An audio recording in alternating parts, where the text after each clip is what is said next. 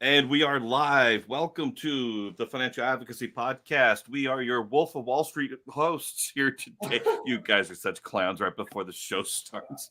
Uh, but anyway, I am David Kinder, registered financial consultant, charter life underwriter. We're here with my co-hosts Kurt Gibbs and Mike Moffat. And it's strange that we're kind of laughing just because we had this great joke right beforehand. But we're going to be talking about the fears these are real retiree concerns. So it's so irreverent that we were laughing right beforehand, guys. I swear we did not set up the right tone, but that's okay. We're going to talk about the real fears and concerns that retirees and pre-retirees have, especially those vital years right before they pull the trigger and say, "I'm finally going to retire." Guys, give me some of your thoughts when we were preparing for this thing. Well, I'll kind of start things off with some things that I think I hear from, people that have those concerns that we're going to touch on is that so many people, I think, wait, um, until the 12th hour or whatever to really start thinking about things that they do have a fear factor about when it comes to retirement or, their pre-retirement years, whatever age that is for each individual. But, just recently, sat down with a 55-year-old female that is just now it's just now hitting home to her that she should be doing more, or she should be doing something that's got a tax advantage to it, because she understands the fact that taxes are continually are headed up, and inflation is doing what it's doing. So it becomes I think there's even more fear now than there was, say, 10 years ago, about how to plan and how to plan properly for an optimal retirement. So I think there's a lot of factors that go into really when you talk serious about someone's money with them, about pre-retirement and retirement, that the questions that need to be answered. What are your thoughts, Mike?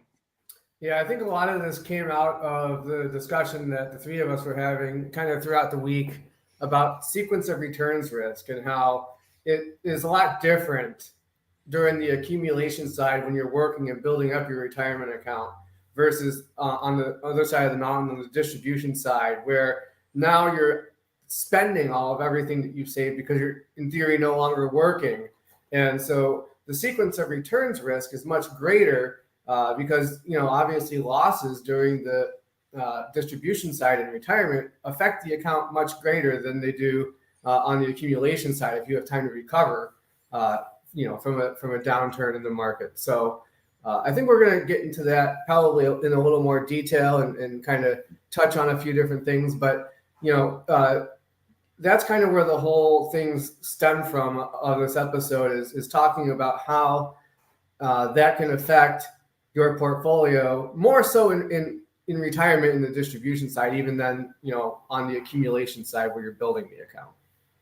Yeah, and Kurt, one of the things you mentioned is that it seems like some people, they wait until the last possible second to finally say, "I'm going to retire now," and they had no plan before. They kept doing what their HR department told them to do. Mhm. So they're stocking their money to their 401k, may or may not be paying attention to the allocation within it. Who knows? It had different types of people with that. But like when I was at a credit union, the credit union, and most people don't necessarily know this, but credit unions work with, they call them SEG groups, special employer groups, and Right. they focus on usually on a specific type of occupation. If not, then there's a specific geography that you have to live, work, or worship in a certain area. And the credit union I was part of, we worked primarily with AT&T and Verizon retirees. And one thing that was rather common with them was that they would announce what they would call retirement buyouts, right? And they would say, "You know what? We're going to give you a special bonus to your retirement plans, but you have to decide to retire by this date to get this bonus to be credited to your account." And they come into the credit and say, "I don't know if I should do this or not." I mean, it's kind of too late to kind of figure out your plan when they finally say, "Here, we're going to give you extra money. Should you take it or not?" Where was your planning before? And unfortunately, we can't say, "Well, where were you 5 years ago?" We should have been planning well in advance for this. Planning is an ongoing process. It's kind of like our health. And the easier way to think of it is more like at least the dentist has you come in at least twice a year. at least according to their recommendations. People should be seeing their advisors at least, especially when the closer they get to those retirement ages, and there's specific years, years of our ages, whatever that's called. I can't talk, but there's specific ages where we really should be figuring out, should we be doing something based on our age? So, for example, age 55, are you still employed or not? Do you have an old 401k that if you left at the age of 55 or later that you can tap into without paying a penalty?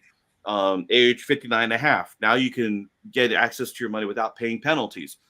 And there's other facets that can be coordinated based on your age, because there's age-related decisions that can be made. And whether we could coordinate that. Yeah, go ahead, Kurt. Yeah, and you know, to kind of echo something that you kind of mentioned there, you know, the age-based thing. So many plans out there, you know, especially from the qualified plan point of view, that it's kind of a, you know, because I see this from people that are employed that have 401ks, it's almost like they think it's a set it and forget it type plan, where that it needs no rebalancing. It doesn't need to be looked at, you know, very frequently, and that they just feel like the market's going to do what it's going to do. It's going to go up, it's going to go down. They have this myth, and you know, there's an argument, but you know, well, I'm buying, you know, when the market's down today, I'm buying low, I'm buying cheap. Well, no, you can't. First of all, you can't buy the S&P, you know, and that gets way into the weeds and something we won't touch on. But you cannot directly buy the S&P index, you know, and that's a big, you know, kind of misconception, I think, for the average client out there that's contributing to qualified plans about how these things work, which, you know, leads right back into what we're kind of all about, is the educational side of it. Talk about, you know, your situation, and the biggest thing for your client, I think, is they have got to develop a list of core questions that they need answers to, because everyone's situation is different. And you know, it doesn't make sense to contribute 20% to your 401k plan if you've got, you know, other things that are taken away from what's going into that plan. You almost can't feed two sources at once in certain situations. So just a lot of variables with you know, how you allocate your funds from a pre-retirement era, you know, and age to right up into the last 5 years, you know, or whatever time frame you're looking at. Yeah. You gave me an idea for a project, Kurt. We are going to create, and I don't know when we're going to do this, we are going to create a list, a one-page list of questions that every listener should take to their current advisor and say, and ask these questions, and make sure that you are comfortable with the answers that they give you. And obviously, we're going to have a little bit of a bias towards what we believe. We will. At the same time, these are great questions that should be asked, and ask them proactively before you need to make your bigger retirement decisions, like pulling the trigger of, let's get these rollovers done. But you know, recently, yeah, we do. And recently, just from talking with some people, you know, you guys know, I socialize very easy, I think, with most people about anything. And the thing I see most recently, I think, with many folks, is there's two things, two questions or two concerns. And one is time. You know, they realize that their time has all of a sudden got compressed. The kids are grown. They maybe borrowed from a 401k to fund a child's college, which, you know, we all know we have, you know, pros and cons on all those type things that you can do, you know, what little bit you can do with your 401k while you're still working. But the correlation between time and taxation, I think, right now is two key factors that people, once they turn 55, let's say, have really, that I speak with and talk with, are really concerned about. They just don't. Do I have enough time to, you know, the strategy that we, you know, talk so much about? Do I have time to make that plan work? You know, am I better off just maximizing my 401k and rolling the dice, so to speak, and letting things fall where they may? But the best time to plan is right now. It's not, you know, it's not waiting, you know, 5 more years and just hoping for the best. Yeah. We know that was a Chinese proverb that, you know, the best time to plant a tree was 20 years ago, but the second best time is now. Yeah. Very true. And I don't care who you're working with. Just get in their office, get on a Zoom call, whatever it is, get a checkup. Go ahead, Mike. Yeah. So a couple things. So I think, one, that you accidentally made a good comparison there with the dentist, because you can generally tell who goes to the dentist often and those that don't. Kind of like those who visit with a retirement, planner or check on their finances regularly. The health of your mouth and teeth is going to look a lot like the health of your retirement assets if you don't focus and plan on that stuff at least once or twice a year, right? So, I mean, if you don't go to the dentist in 10 years, your teeth are probably going to be rotting and falling out of your mouth. Just like if you don't, plan for your retirement over 10, 15 years, you're going to be way behind and have less assets in retirement. And as far as the other thing goes, I think we actually do have in our group something like that you were talking about with the questions to ask your financial advisor. I think I'll have to find it, but I think we already do. If not, we can easily create one. Well, and it's we'll easy to create one. Yeah, Yeah. it's easy. It's easy to, so many people that I ask this question is retirement gets upon them and they just think that they're going to retire with what they have and that's the best they could do. And it's really not the case. I mean, I don't know what the numbers would be, percentages or whatever, but I think so many people retire with a suboptimal, as kind of Tom Hegna puts it, a suboptimal retirement simply because they don't look at all the aspects of what they could do along the way that can minimize their taxes, and maximize their take home income, if you will. And it's something that you just need to put a lot more thought into it and take some of these fears off the table before retirement.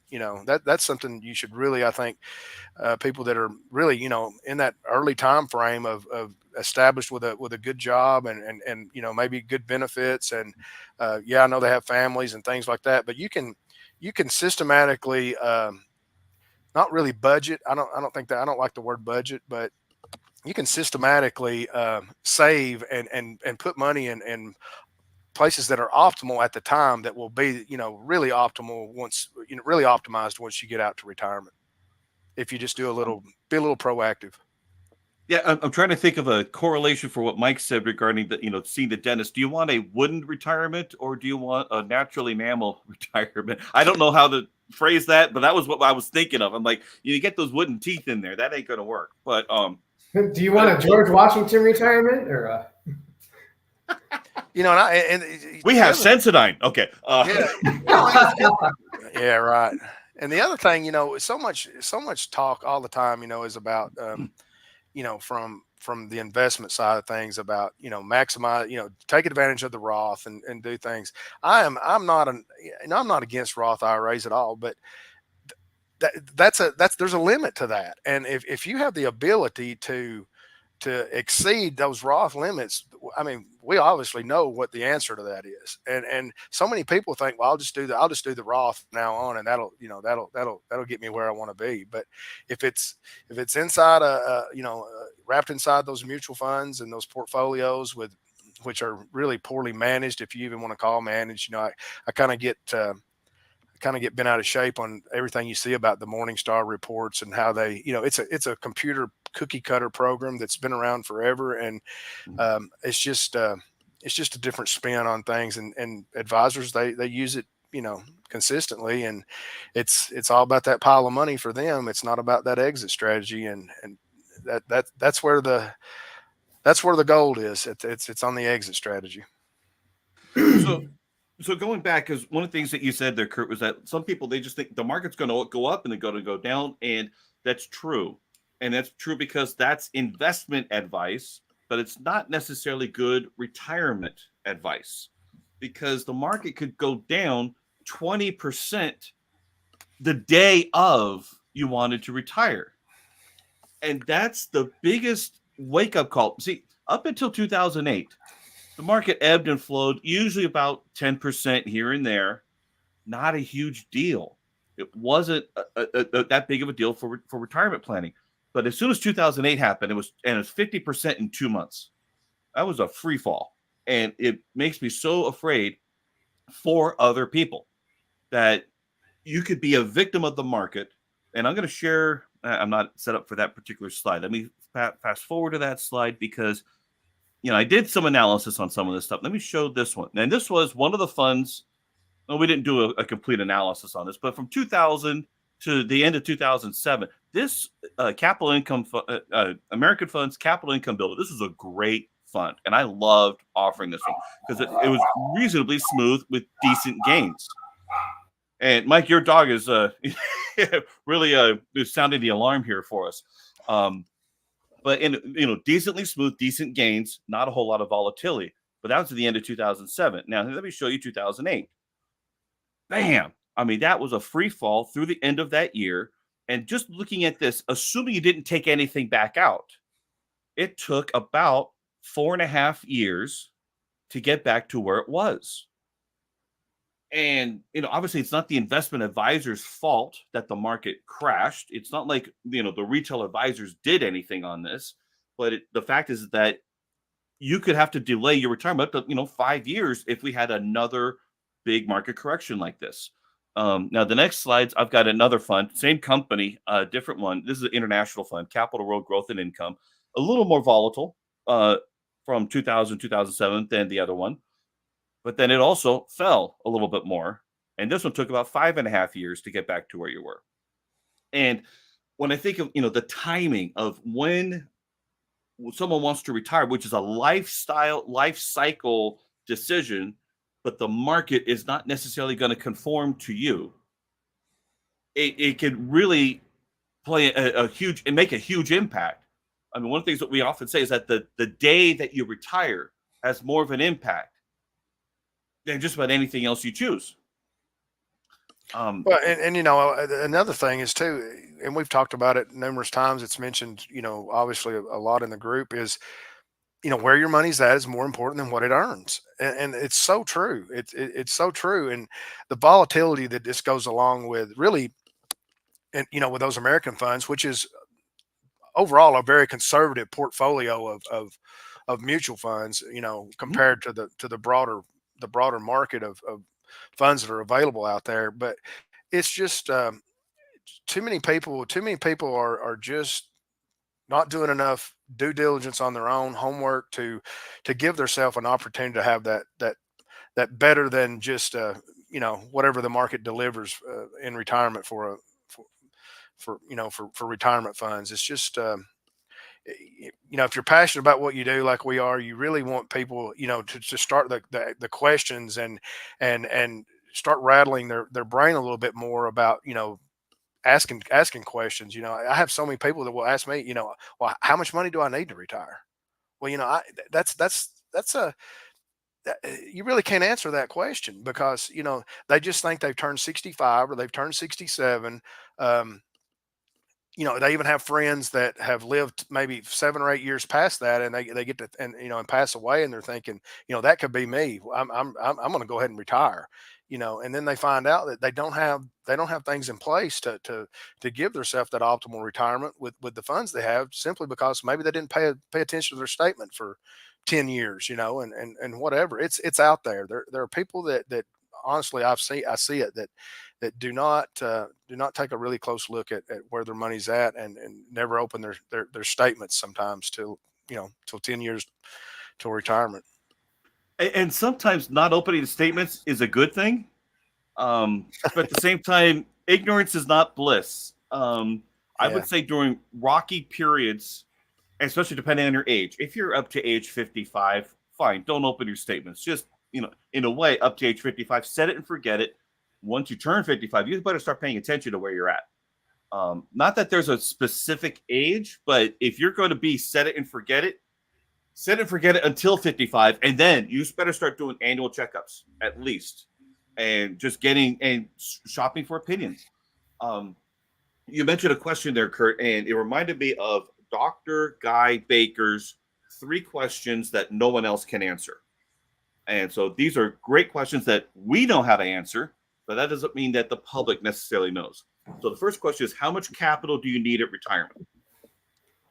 So how much money do you need? And of course, that's going to depend on how much income you want your capital to generate. The second question is, how much more do you need to save to reach that capital amount? And of course, that's going to depend on where you're saving it at. The third question is, do you have an investment methodology for the greatest success with the least amount of risk? Those are the 3 questions. not only do we know how to answer those questions, we can help you leverage those questions to help you create even more opportunities. So those are the three questions that really need to be asked. And here's the neat thing: the sooner we start asking those questions, the sooner we begin trying to take a proactive approach, the better off you're going to be. That's one of the reasons why I left the credit union, because it was pretty good money, and I could have taken over like a 5 branch territory and such. But the thing is that I'm like, I want to work with people before they get to that point, because by the time they got to that point, they weren't doing any proactive planning. They just said, "Here's my buyout. Should I do this?" It's in a way kind of too late, and in a way we're saying, well, in a way you probably should. It's kind of a good deal. Question is, should you? And we try to help people work that out. And of course, we want to win that business. We get paid as people bring their money in, and so of course we have our bias. I'm not going to call it a conflict of interest, but we do have our bias that we, of course, and this is what I put in some of my marketing materials, which is, we want your money here. We just happen to call it planning. The question then becomes, but should you? And some people, they really shouldn't. And other people, it's like, you know what? You're ready. Despite not having done any planning, you've done pretty well, going into, middle management and getting your 401k matches and your pension plans and all those things. And of course, we want to win that business. Yeah. And I think that what you just said goes to any sort of financial planning. Some people should and some people shouldn't do that specific type of financial planning. So whether it's our strategy or a different strategy or anything, that might work for some people and it might not work for somebody else. If you're 60 years old and you don't have anything saved for retirement, the strategy that we promote honestly won't work for you. That's just not. It's not going to happen. You might as well dump everything you have into some kind of index and, pray to God that it goes to the moon. That's probably your best shot. But, if you have some savings or you're younger and you want to use our strategy to do other things with, then that's a different ballgame. But yeah, I mean, there's no one thing that fits everybody. It really depends on a lot of variables, where you're at, what your, risk tolerances, how your age. There's so many different things that go into whether any strategy, no matter what it is good for somebody or not. Yeah. What's interesting about our strategy is that there's no perfect time to do it. What we find out is that actually the older you get, the more assets you have, and the older you get, as long as we can qualify, it can work very, very well. Well, yeah, the better it is, actually. Yeah, the better it seems to be. You started off in your 20s, and it's kind of slow growth, a little extra slow actually at the time. But the older you get, the better it seems to be. So it's kind of the opposite. The only of what we think of normal planning is, I mean, one of the things I teach in objection handling, because I'm going to be doing a presentation for NAFA, that's one of our national associations, and I'm going to talk about the 7 greatest lessons I've learned in offering life insurance. And one of the things is how do you handle objections is, first of all, you never want to belittle the other person. And sometimes we have sales training that belittles people. Like, how could you even say that kind of thing? You belittle someone, they're not going to work with you as an advisor. If they happen to concede and actually meet with you, it's kind of reluctant, and you're not going to win them over as for an advisory relationship. But one of the things that some people say is, I'm just too busy. And I completely get, I have a very busy personal life myself. But if I may, the people I meet in their 70s wish they met me in their 50s. The people I meet in their 60s wish they met me in their 40s. Back when we had more opportunities, if possible. So time might be a factor, but then so is our health and so is our current cash flow to see if we can take advantage of opportunities the younger we are. Well, and you make a point about something there, Mike, too, about, the better our strategy is, kind of the older you are. I'm kind of comparing apples to oranges here a little bit, I know, but, for those that still have defined pension benefit plans out there, there's still some out there. In my area, there's a really good one at an employer. And, you get the 3% or whatever that the company puts in on that defined benefit plan. Well, you get so many credits as time, goes by of years of service and different things. And so many people are amazed at how the ramp up or the explosion of what that defined benefit is at, say, from age 62 to 67. And it's the vesting period and the different things that go into play there. But it kind of works the same way with our strategy. Yeah, it's not the greatest thing. It's really good, but it's not the greatest thing until you get to that sweet spot that's out there, and that's that 55. I'm thinking 58 age range, somewhere around there. That's really an optimal period to make this strategy work. And if you're in a situation where you've got 401k funds that have come available from changing a job or maybe a contract change somewhere that requires new paperwork to roll that over, before you roll that over, think about ways that you might be able to create that tax exempt silo or bucket of money where it was once taxed, and get it out of that tax bucket and get it into that never tax bucket, so that 10 years out from 55 to 65, you're going to have a bucket of tax exempt cash flow that was potentially going to be subject to a tax that can't even calculate what the rate's going to be. That's a big key. So I'm going to share a couple more slides here. The first one here, and I've shared this before, the impact of losses. And back when we were thinking about ebb and flow, negative 10%, it's not that big of a deal. And the reason it's not that big of a deal is because if you have a loss of 10% in a year, all you need is 11% to move back up to get back to where you were. Now, that's not gaining over what you should have earned. It's just getting back to recapture the loss. But the deeper the loss, the higher the return is. Now, again, 2008, we had negative 50%. You need 100% to get back to where you were. And how long is it going to take to get back to where we were? It takes a whole lot longer. That's not going to happen in a year. And it didn't. So I'm going to take that one off. I'm going to put this slide up because this one was such an eye-opener. And someone else created this. This is on Google, wherever it's at. And this is an S&P 500 index. This is out of a JP Morgan slide deck. But here from 97, whatever month it started at, through 2000, it grew 106% over like 3 years. It fell 49. But notice the negative 49 equaled the gain of 100. And then it grew over the next few years through, and I've got this thing in the middle saying slide 15. I wish that would go away. But up to the top of 2008, I think it is, there's 101%. Then it fell down. Whoop, go back. Then it fell 57%. Again, back to where it was. And then this grew, and this only through 2015, it grew 184%. And of course, it kept growing and such. Where are we at now on the? I know the Dow is what, 35, we're like 39.7. It's like 39.7 today. Wow.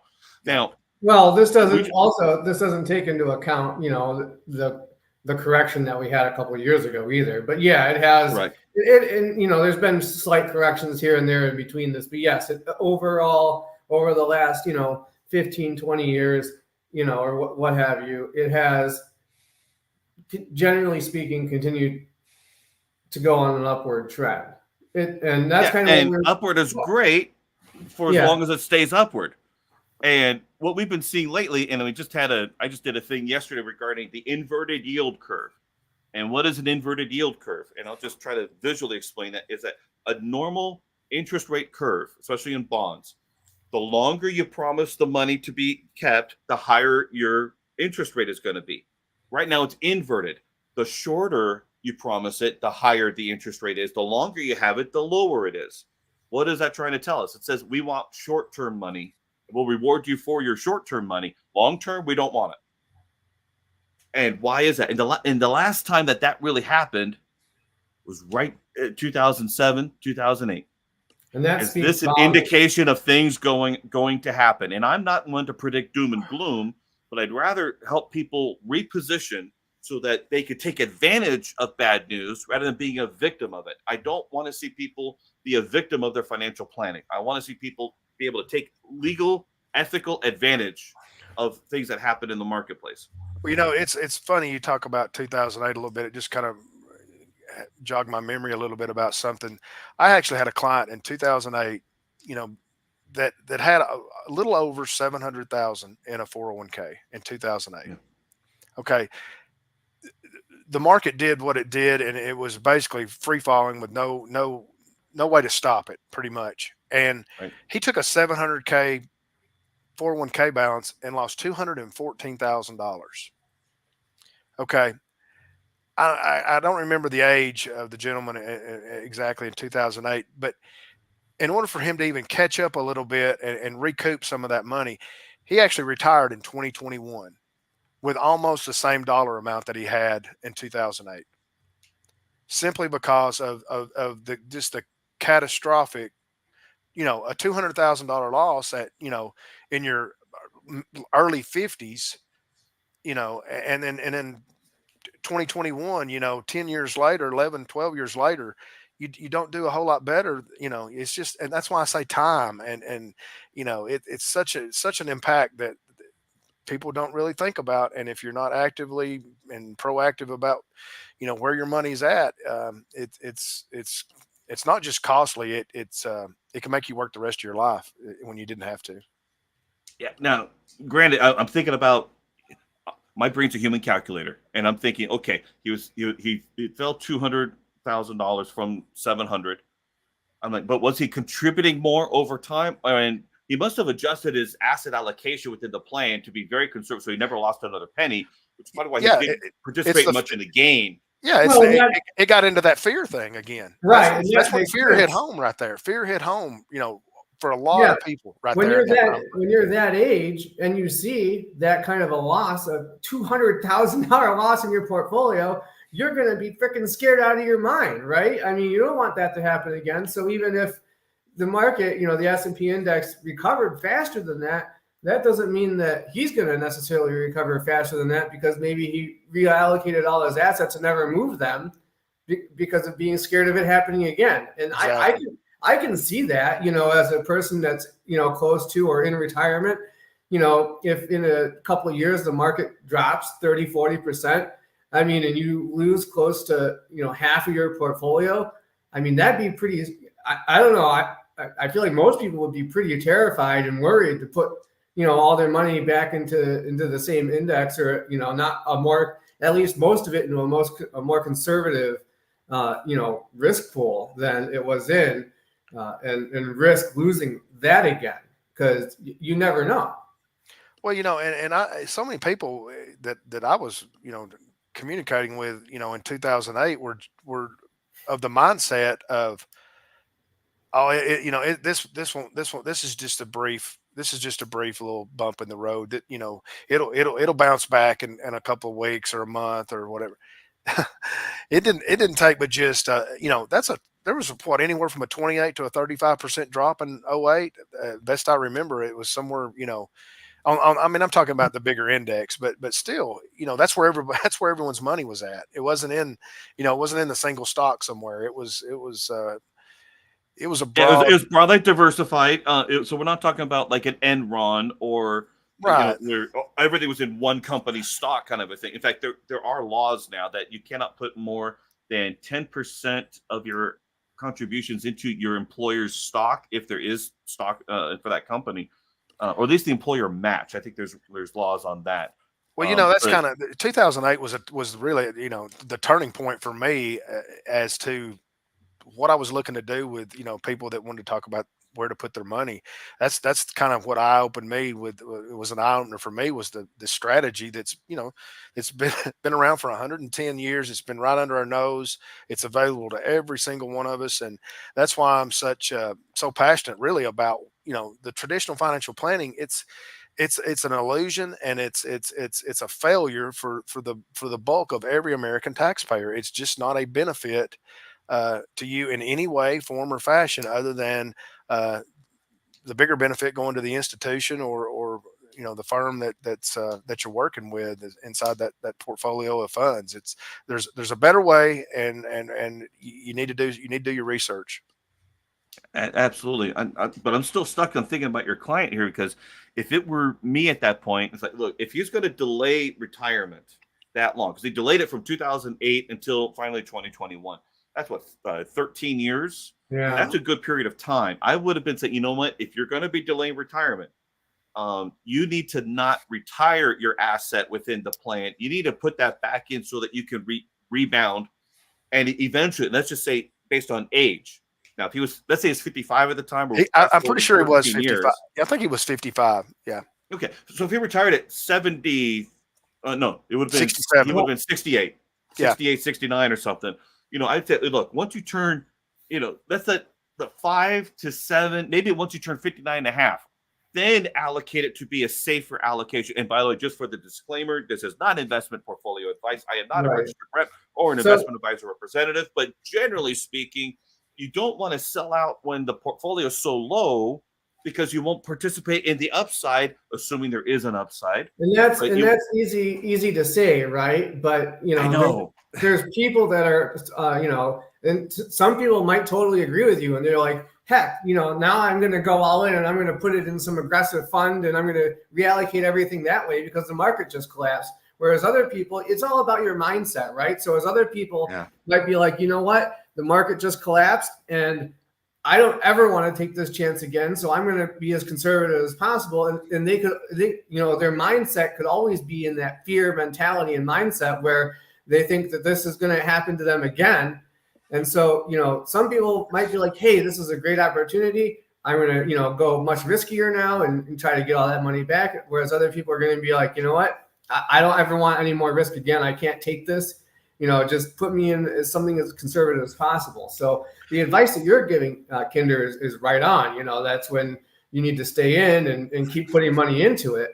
But, it just all depends on the person's mentality and how they feel. And sometimes even, you just can't talk people out of that. That's just, they get in that state where they're scared and, you can't talk them out of it. Like if you have something happens to you as a child or something, and so you're scared of it for the rest of your life. Some people, whether it's rational or not, right? Some people get but I get that. For example, okay, little bit back when I was in the second grade, we were living in this house in Santa Ana, California, and we had this old little shack of a thing that was in the backyard. Now this was there before we bought the house; it was still there. And I looked over because I went on top to the roof of the thing, and I looked over, and I fell over.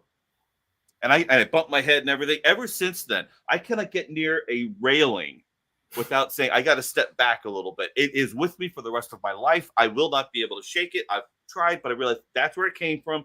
Oh, well, that's where I'm at.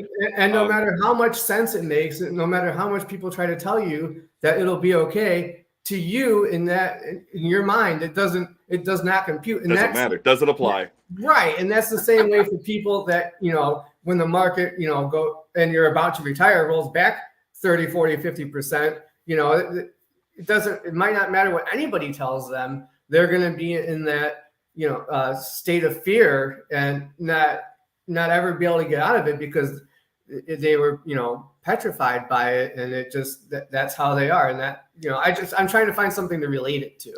Well, and we're in a different space right now with the market too than I think, and we can get deep into this, but there's really no need to. But we're in a much different space and place with money in 2024 than say we were in 2008.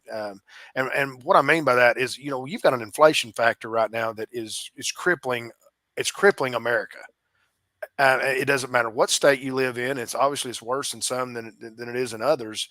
And, you factor in the cost of living and, interest rates on homes now are doing what they're doing, but your guaranteed rates on money are, at 6+ if you're in the, certain products, and it's just a time where you should really take a hard look at raking some of your chips off the table, so to speak, and shoring up some of those accounts that you've got if you've got multiple accounts and look at getting the guarantee before these things are no longer available, because it's a balloon that's going to bust sooner or later, and it's just you're taking a huge gamble. And with the economy the way it is, we have too many factors out there. We've got just a handful of funds, I think, that are really driving the market at this point, and it's just an opportunity to to really take advantage of a unique situation and the rates that we do have that are on the guaranteed side. And our strategy that we preach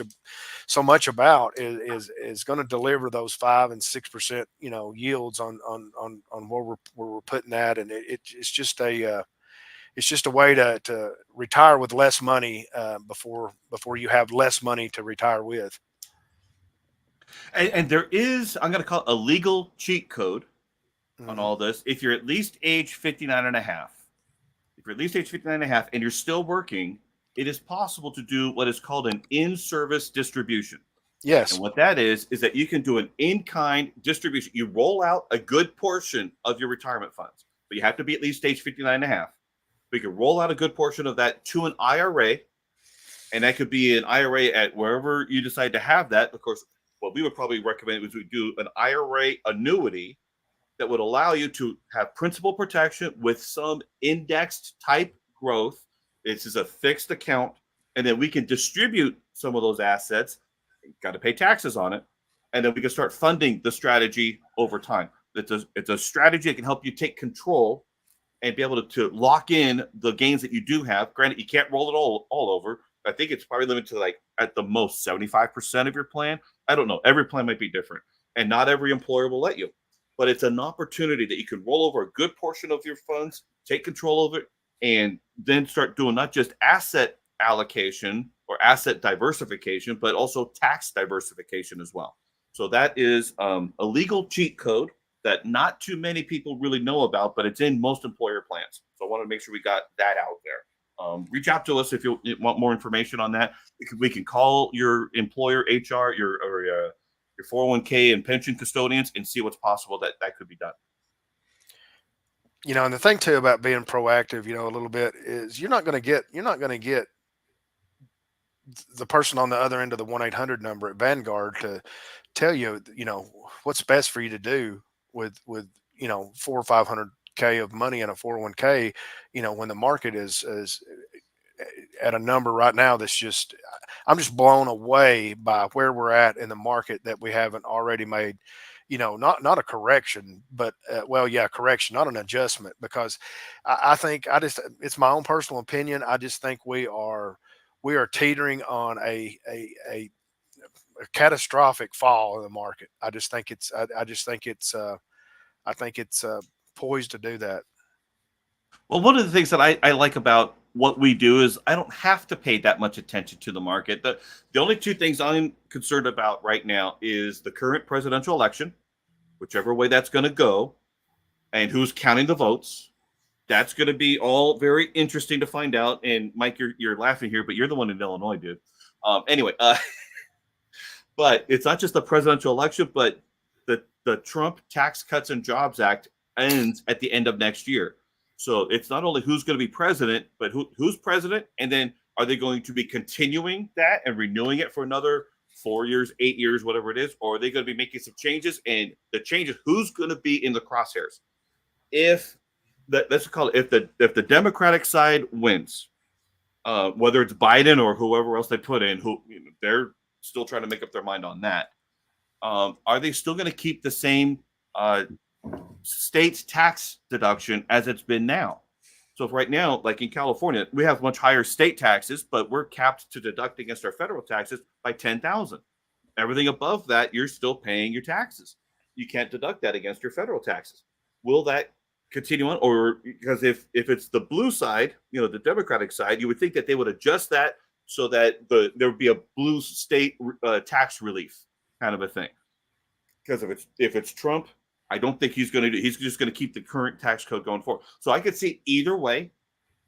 The question just becomes is what is it going to be? And uncertainty brings uncertainty in the markets. It brings uncertainty in our planning.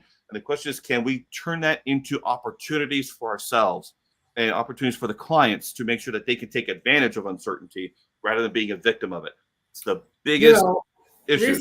Recently, I was on another show that I was doing, and people like to accuse, certainly me, they did, or people like us in general, of fear mongering and things like that. I don't think that that's the case. I want Obviously, I hope that the market does well for everybody. I want everybody to do well with their assets. I think that the problem is that if you don't at least talk about the potential of both sides of it, that's the problem. I feel like it can be too much in one direction or the other, where you have your typical financial advisors are always promoting that the market is going to go up and it, always recovers and it always does this and that and over time and blah, blah, blah. And they make it sound We're like sing Kumbaya for the rest of our retirement. right. Lives. Yeah. And I think some people on our side are all doom and gloom. And I certainly don't want to, necessarily come off that way. But I do want people to at least be aware that there is a risk with these things, and that at least having a part of your financial strategy in, something like what we advocate for is probably at least sound financial planning. So that way you have both opportunities when the market is down, or you even actually have opportunities when things are going well, and you have other investment opportunities that you can access the collateral to use for. So it works both ways, but I do, I want to make sure that we don't just come off as, doomsdayers and doom and gloom type people, because that's not what it is either, because we want you to be able to take advantage of it both when the market is down and when things are going well also. Well, Yes. and the thing also that, I stress with everyone I talk to about our, the strategy that we talk about so much is that 22% of our strategy is owned by the wealthiest 1% in the world or in the country. So if it's that good, they're not making these max contributions to qualified retirement plans.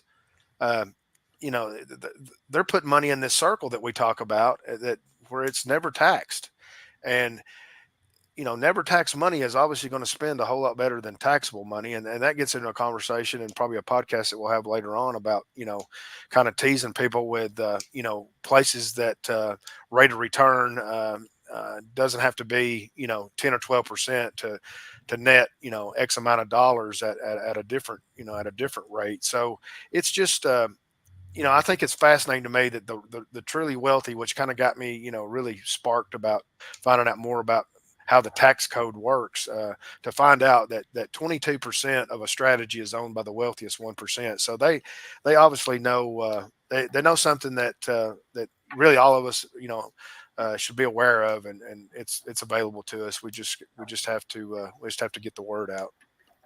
Yeah, and Mike, I want to go back to the fear mongering thing, and I agree regarding fear mongering. I don't like fear mongering, and sometimes there's other people in our industry that do that, and the biggest one that I think of for fear mongering, especially with seniors, and I say that on purpose.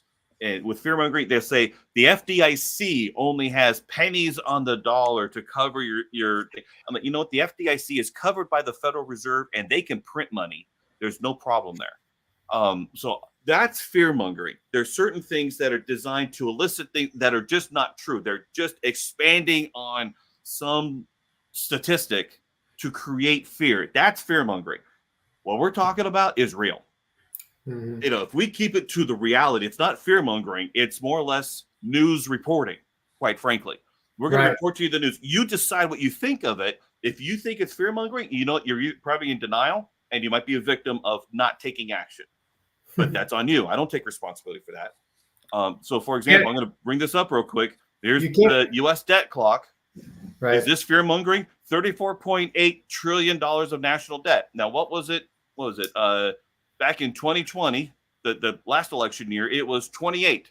We're up $10 trillion in 4 years?